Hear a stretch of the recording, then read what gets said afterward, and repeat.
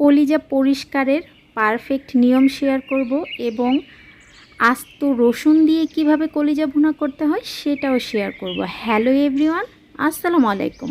পুরো ভিডিওটা ফার্স্ট থেকে লাস্ট পর্যন্ত থাকবেন, এতে অনেক টিপস আছে। চলুন দেখে নেই। এখানে আমি গরুর কলিজা নিয়েছি 1 কেজি। এই যে কলিজাগুলো কিন্তু একটু বড় বড় করে টুকরো করা। এখন আমি ফুটন্ত গরম পানিতে কলিজাগুলো দিয়ে দিচ্ছি, আর অবশ্যই খুব দ্রুত কলিজাগুলো দিয়ে দিতে হবে। সবগুলো কলিজা যখন দিয়ে দেওয়া হয়ে যাবে তখন আমি অপেক্ষা করব একটা বলক আসা পর্যন্ত, তারপর দ্রুত চুলাটা অফ করে দিব। আর বলক আসার পরে কিন্তু বেশিক্ষণ রাখা যাবে না, তাহলে কিন্তু কলিজা একদম সিদ্ধ হয়ে ভর্তা হয়ে যাবে। তখন কিন্তু কলিজা রান্না করলে খেতে মোটেও ভালো হবে না।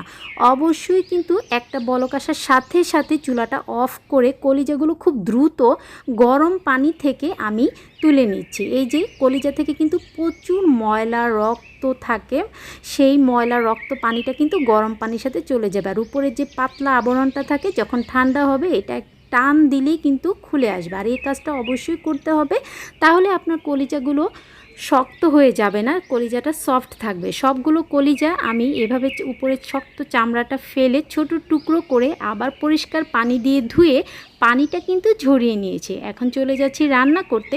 চুলায় একটা প্যানে আমি 1 কাপের মতো কুকিং অয়েল দিয়ে দিয়েছি। এখানে আমি 6টা লং, 6টা এলাচ, একটা কালো এলাচ, একটা স্টার এনিস, 2 টুকরো দারুচিনি আর 3টা তেজপাতা নিয়েছি। প্রথমেই আমি তেলের সাথে গরম মশলাটা 1 মিনিটের মতো ভেজে নিচ্ছি। যখন খুব সুন্দর একটা ফ্লেভার বের হবে এখানে আমি 1.5 কাপ পেঁয়াজ কুচি দিচ্ছি। পেঁয়াজ কুচির পরিমাণটা একটু বেশি দিতে হবে।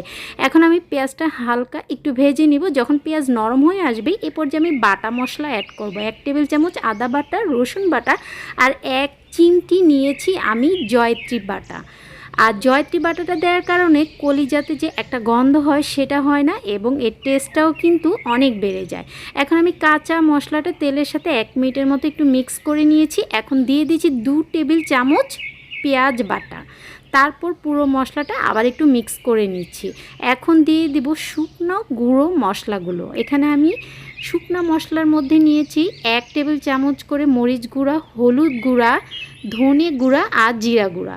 সবগুলো গুঁড়া মশলা আমি দিয়ে দিয়েছি। এখন আমি আবার তেলের সাথে একটু মিক্স করে নিচ্ছি। গুঁড়া মশলাটা যেন পুড়ে না যায় এই জন্য আমি একটু পানি দিয়ে খুব ভালোভাবে মশলাটা কিন্তু কষিয়ে নিতে হবে। মশলা যদি খুব ভালোভাবে কষানো না হয় কলিজা ভুনা কিন্তু খেতে ভালো লাগে না। আমি লবণ দিইনি, লবণ দিয়ে দিচ্ছি। এই যে তেলটা যখন উপরে এরকম ভেসে উঠবে আর কাঁচা গন্ধটাও থাকবে না, এ পর্যায়ে আমি খুব ভালোভাবে যে কলিজাগুলো ধুয়ে ছোট টুকরো করে রেখেছিলাম কলিজাগুলো দিয়ে দিচ্ছি।